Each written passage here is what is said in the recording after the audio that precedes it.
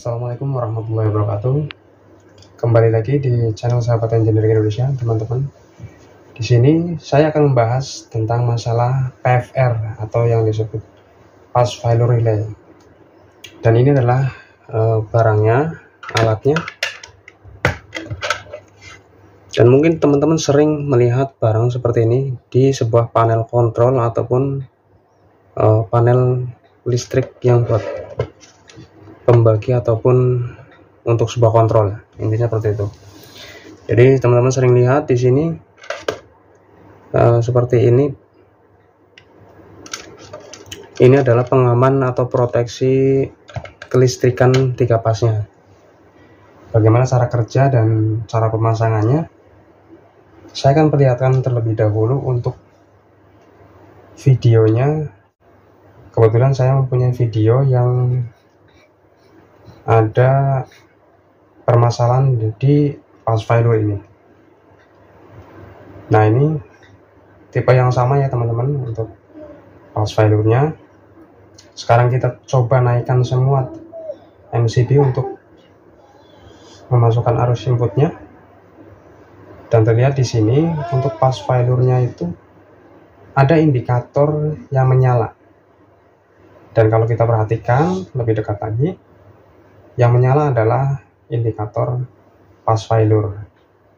Artinya apa? Artinya fast failure ini memproteksi kegagalan untuk pasnya, atau bisa jadi pasnya itu terbalik ya teman-teman. Dan cara untuk memperbaikinya supaya PFR-nya itu tidak menyala.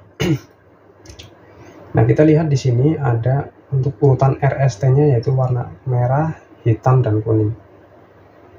Dan untuk memperbaiki masalah ini sangat gampang sekali. Nah, kita sudah turunkan untuk powernya, power listrikannya. Kemudian caranya adalah kita tinggal mengganti urutan pasnya teman-teman, karena yang bermasalah adalah pasnya, kegagalan untuk pas failure-nya. Jadi kita hanya sedikit merubah untuk urutan kabel RST-nya, karena di sini ada warnanya teman-teman. Nah, kita lepas dulu yang kuning, ini adalah fasa T. Kemudian yang hitam ini adalah fasa S-nya. Dan sekarang kita hanya perlu membalik untuk S dan T-nya. Jadi yang kuning tadi adalah fasa T, sekarang kita rubah menjadi fasa S. Jadi kita taruh atau kita connect di baris kedua dari urutan RST-nya. Dipahami ya teman-teman? Jadi kita tinggal merubah atau membalik atau menukar kabel S dan T-nya. Ataupun teman-teman juga bisa merubah di fasa R dan T-nya. Jadi R dan T tinggal dibalik kabelnya. Tapi di sini saya merubah posisi kabelnya adalah S dan T. Karena untuk urutan kabelnya itu biar sesuai, yaitu merah, kuning, hitam untuk urutan RST-nya. Nah, sekarang saya skip dulu untuk videonya dan kita akan lanjutkan untuk cara kerjanya, yaitu yang seperti teman-teman lihat tadi, yaitu misal ini adalah L1 untuk R, L2 untuk S, dan L3 untuk T, RST. Kalau tadi dalam video itu R-nya ini adalah warna merah, kemudian S-nya adalah warna hitam, kemudian untuk T-nya adalah warna kuning. Pada saat dinaikkan tegangan masuk, ternyata terjadi proteksi dari indikator fast failure-nya menyala. Karena di sini ada 3 indikator, yaitu untuk fast failure. Kemudian di sini juga ada untuk over voltage-nya dan under voltage-nya. Sekarang kita akan bahas dulu untuk masalah fast failure ini. Jadi ketika tegangan yang masuk urutan pasnya terbalik, maka dikoneksi TC, TB, dan TA ini adalah NO dan NC-nya ya teman-teman. Jadi saya akan kasih lihat untuk wiringnya juga di sini.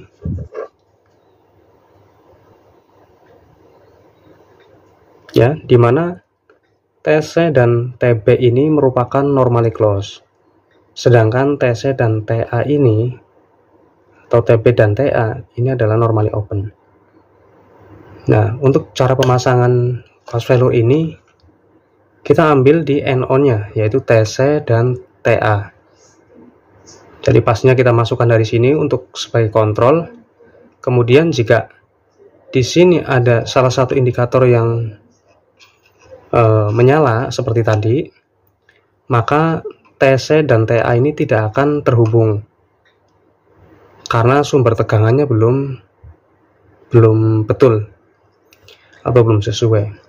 Maka kita tinggal membalikkan salah satu kabel, misal L3 di sini dengan L1 juga boleh dibalik, ditukar, ataupun L1, L2 dan L3 yang ditukar seperti tadi video. Maka secara otomatis tegangan sudah betul urutannya RST-nya untuk kabel. Kalau tidak ada masalah lagi di sini, over voltage ataupun under voltage-nya, maka TC dan TA ini akan terhubung. Artinya fast failure ini atau untuk kelistrikannya sudah berjalan dengan normal. Oke, kita akan lanjutkan untuk videonya.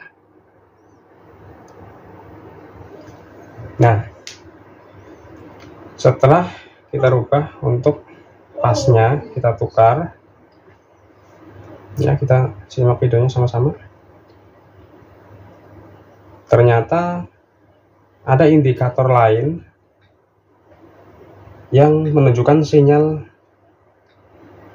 ataupun error, yaitu di indikator over voltage.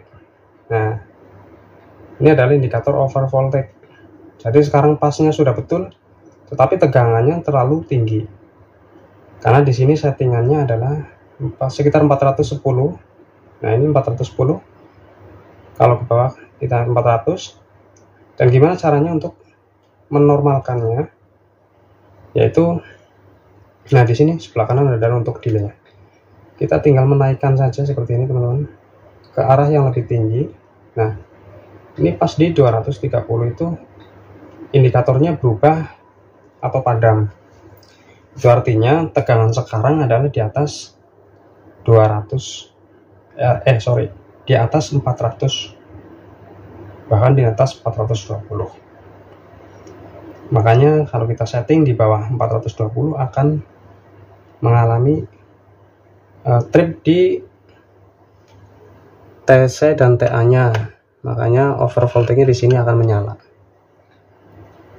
Terus bagaimana caranya? Ya tinggal kita single setting seperti tadi. Ya, jadi di sini kita tinggal setting untuk settingan voltasenya ke atas seperti ini. Kalau di sini settingan di sini sih, ini kan 430-an lah ya. Ini kan 420, di antara 420 dan 440, berarti kalau di tengah-tengah ini sekitaran 430 volt.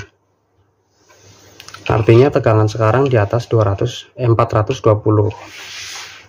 Karena tadi di setting di bawah 420, maka terjadi over voltage. Karena ini kita atur sendiri. Dimengerti ya teman-teman. Nah, untuk yang sebelah kanan ini adalah untuk sebagai delaynya teman-teman. Jadi pada saat 420 di bawah 4, misal contoh tegangan saya setting 400 volt, ternyata tegangan aktualnya adalah 420 volt, maka di 1,5 detik ini karena delaynya adalah lambang S untuk second ya, untuk delaynya. Begitu menginjak 1,5 detik, maka dia akan protect di sini. Kalau kita akan lebih tinggi lagi untuk delaynya, kita tinggal putar ke sini. Misal kedua, berarti di 2 detik menginjak di atas 400 ini, maka dia akan trip. Begitu juga untuk under voltage-nya, sorry. Di sini under voltage-nya adalah 380 kita setting. Kemudian ternyata tegangan realnya misal lebih down ataupun sekitar 360, maka yang akan protect adalah sini teman-teman, indikator under voltage-nya.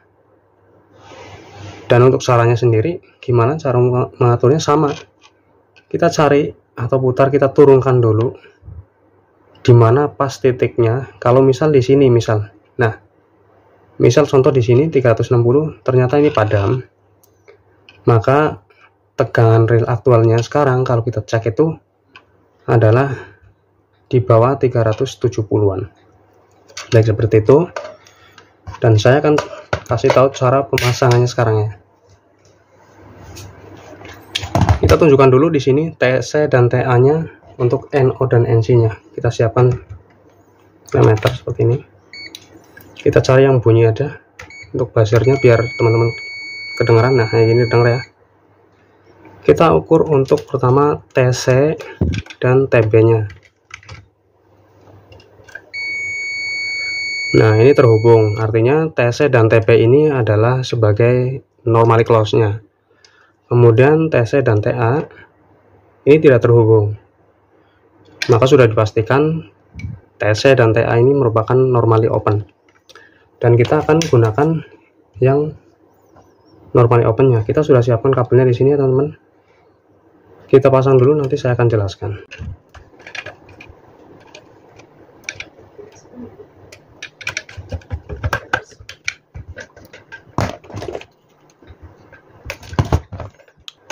Ini mungkin akan saya jeda sebentar karena ini baterainya lowbat, takut nggak terburu. Saya akan jeda sebentar, nanti saya akan lanjutkan. Saya akan cas sebentar.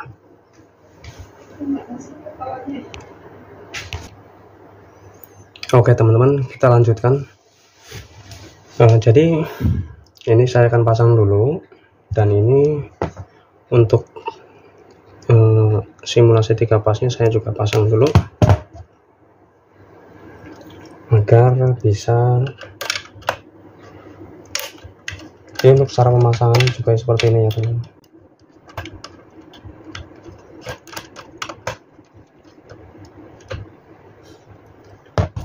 Ini saya pasang satu aja dulu karena ini listriknya juga cuma 1 pas.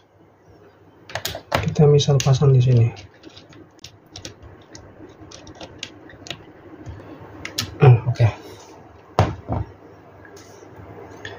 Saya akan perlihatkan dulu ya teman-teman untuk pemasangannya. Nah, jadi seperti ini.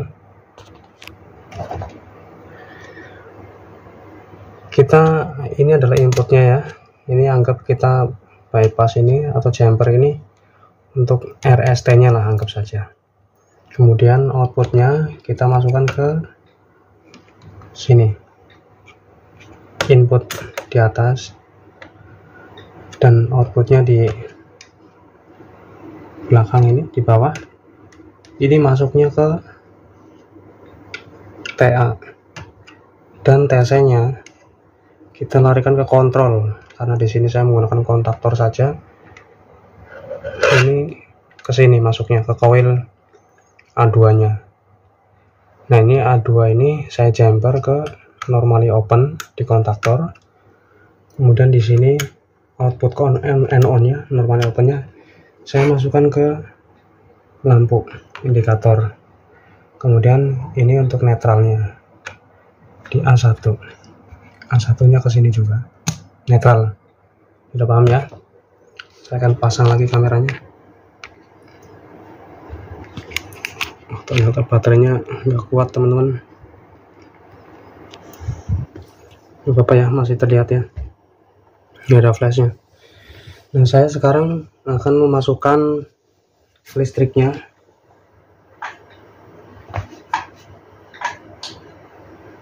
Ya, saya sudah colokkan listriknya. Kita cek dulu. Nah, ini sudah nyala ya. Kita naikkan. Nah, di sini ya sudah nyala. Sekarang satu pasnya kita naikkan. Dan di sini karena ini adalah cuman satu pas yang saya connect, di sini tidak terjadi untuk pas failure-nya juga. Dan di sini untuk TC-nya ada arus, tetapi TA-nya tidak ada. Sekarang kita coba ya, tiga-tiganya saya akan jumper di sini. Kira-kira reaksinya apa? Saya off-kan dulu.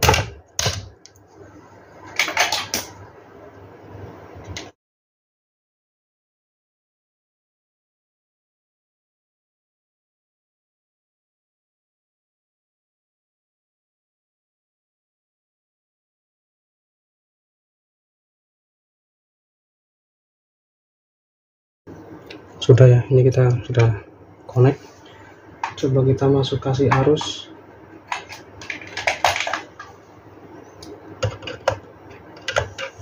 Ya, sudah masuk semua. Dan di sini untuk pas failure-nya nggak ada indikatornya. Tapi untuk TA dan TC-nya ini tidak terhubung ya. Untuk TB-nya terhubung. Dan ketika tidak mendapat arus yang betul 380 dan RST-nya urutannya betul, maka TC ini tidak akan terhubung. Ini kan ada arusnya ya teman-teman, TC-nya. TA-nya tidak ada. Harusnya ini kalau mendapat arus tegangan 380-nya betul, RST-nya betul, ini akan berubah ke sini. Jadi ini adalah TB-nya yang dapat arus karena tidak mendapatkan 380 volt atau tegangan yang betul untuk 3 pasnya. Ketika mendapatkan tegangan yang benar, maka TB ini akan berpindah ke sini arusnya. Maka kontaktor ini akan menyala. Sekarang kan tidak menyala nih. Nah, sekarang akan saya simulasikan TC ini terhubung dengan TA.